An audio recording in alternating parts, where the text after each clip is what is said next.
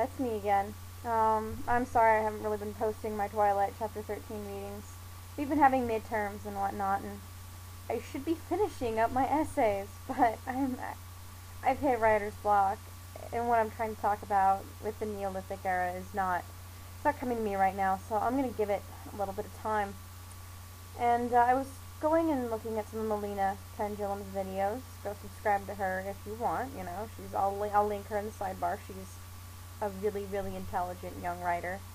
And I just found her a couple weeks ago, and she's very articulate and expresses her opinions incredibly well. And even if you disagree with her, just how well she covers every base is amazing. So, and I agree with a lot of what she says, and I really like that when you see bloggers who, as much as I hate to use the word plug, as anytime I see a blogger who is like that, I get a kick out of them. And so I was watching the 10 annoying things that writers do, both parts, and I agreed with just about everything that she said. And I remembered that a while ago I started writing an article because being an adult and, being the kind of writer that I am, I've read a lot of erotic fiction, and I've noticed a lot of things people do wrong. This is going to cater to the amateurs and the published people. You can apply this to a lot.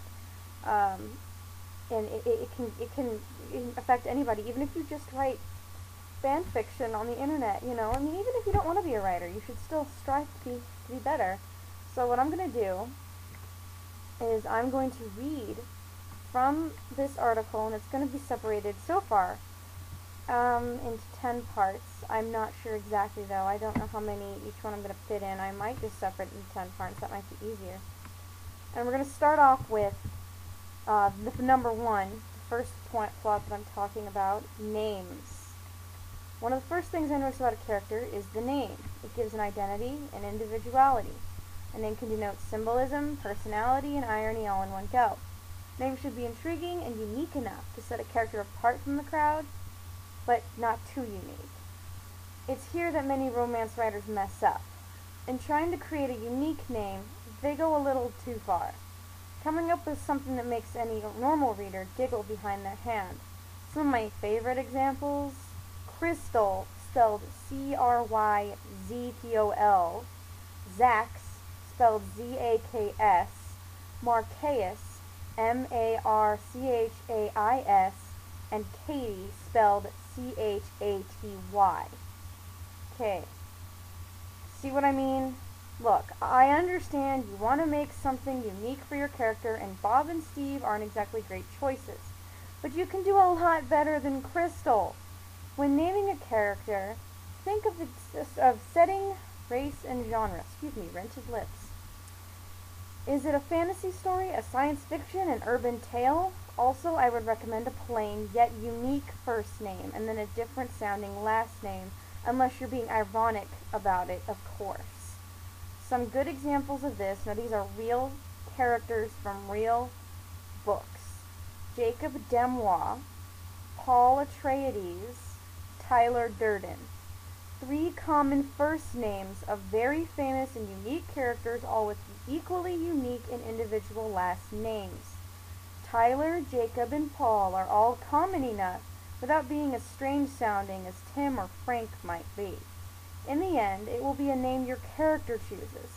Now, I'm not saying they will pop out of the screen and whisper to you the name they want, but what may happen is that you'll find a name that seems to fit, and at the risk of being smacked, I'll say it, like a glove. 2 of the coolest, unique, yet not stupid names I've ever read were as follows: Niles and Salem. And that's my first point on my article that I wanted to make. I hope you enjoyed it, and we'll be back with the next point, which is stereotype and pacing. Also, one more thing before I go. I want to put a disclaimer there. I do not think that a fantasy name should be a plain and dull normal name. I'm saying that your character's name should not stand out too much. For example, I'll tell you some of the fantasy names from my fantasy stories: Janelle, Corwin, Reese, Marcus, Gillies, and Vodrick. These are very common names in the world that I have built. However, in my non-fantasy stories, names that I use are Jonathan, Lena, Sarah, Michelle, Names like these. Names that are unique, yet not crazy and out there. Taylor, Tyler, Paul, Mark.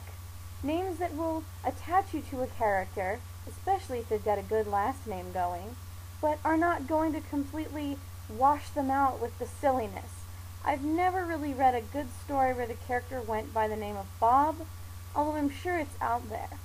I'm just saying that if you want to make a unique character with a unique name, it's got to be unique without being too unique. Think of it like cake frosting. Cake is great. A little bit of frosting on top makes cake better, but too much, and that just makes everyone sick. Don't ever go too far, because that's not a good thing. Now, this is the real ending.